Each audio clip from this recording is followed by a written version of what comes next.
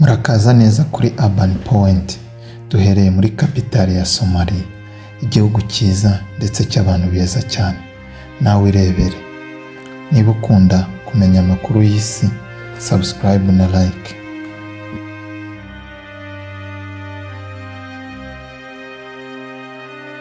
Somalians ripped off that state for billions of dollars, billions, every year. Perezida wa Amerika Donald Trump ari kwibasira bikomeye abanyasomaliya batuye muri leta ya Minnesota. I don't want them in our country. Their country is no good for a reason. Their country stinks, and we don't want them in our country. Trump ntiyatinye kwita umwanda Ilhan Omar, umudepite uhagarariye Minnesota.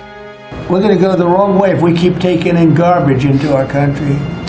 Ilhan Omar is garbage. She's garbage. Her friends are garbage. Ibintu umuntu w'umuyobozi atavugira mu ruhame.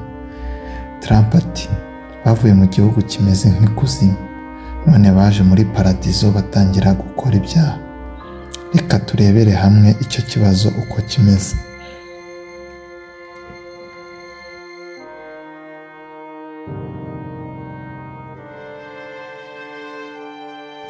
Inkuru y'ubwambuzi bwabereye muri leta ya Minnesota uzwi nka Feeding Our Future Fraud Scandal ikomeje guteza impaka n'ubushyamirane bukomeye muri politiki ya Leta Zunze Ubumwe za Amerika.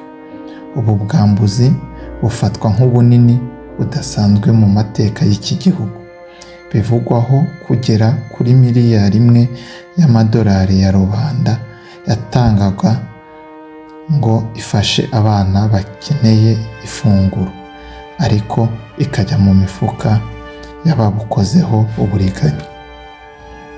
And it all starts to make sense. It was one of the biggest Medicaid fraud cases at the time.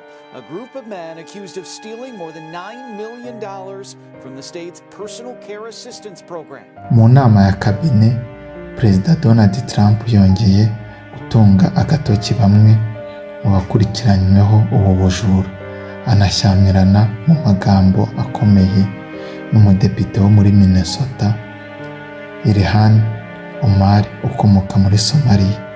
Trump yavuze ko ubu bwambuzi bwagize ingaruka zikomeye ku misoro y'abanyamerika, anashinja abaryozwa ko bakoze ibikorwa bigamije guhombya gahunda z'igihugu. Yavuze kandi ko atemeranya n'uko abantu bakomoka mu bindi bihugu bari kwerekeza muri Amerika bakora ibintu nk'ibi. Amagambo yahise asubizwa na Depite Omar wamushinje kugira imvugo ikabije kandi iganisha mu gutesha agaciro abanyamahanga. We've seen him call African nations as shitholes, and so it's not really surprising. But what is weird to me is just how creepy he's been obsessed with me and the Somali community. I mean, the Somali community is very resilient. We're very strong.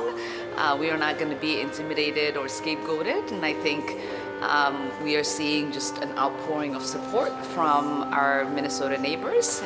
Leta ya Minnesota ndetse na guverinoma ya Amerika barimo kugenzura uburyo amafaranga y'imishinga y'imibereho myiza atangwa, hagamijwe kurinda ko ibyabaye byasubira ukundi.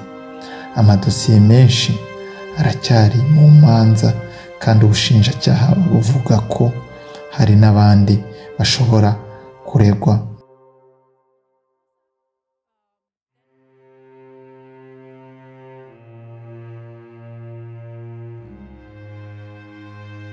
Guverineri Kristo Noam wari mu nama yavuze ko Perezida Trump yamusabye gukurikirana ibyaha bya viza muri Minnesota, maze asanga 50% za viza zatanzwe muri Minnesota ari impimbano. You told me to look into Minnesota and their fraud on visas and their programs. 50% of them are fraudulent. Muri Minnesota hatuye abanyasomaliya barenga 500, kandi harimo abahavukiye. Abenshi muri bo ni Abasilamu. Cyakora nabo ndetse n'abaturanyi babo batangiye kwamagana Trump cyane bavuga ko ari kuzana amacakubiri. And I'm here to prove Donald Trump wrong, that these people are not causing trouble in our communities and in our cities. I want to prove him wrong and not just stay home and take this. Murakoze gukurikira iyi video. Niba mushaka andi makuru ajyanye n'ibintu byubaka umutekano n'inkuru ziri kuvugwa ku isi, mwibuke gukanda subscribe, mukande kuri like kandi musige comment. Dusubire mu kanya ku yindi video nziza cyane. The United States of America, a Muslim and African immigrant, somehow made him less American. Well, I am Muslim. I am an immigrant, and interestingly, from Africa.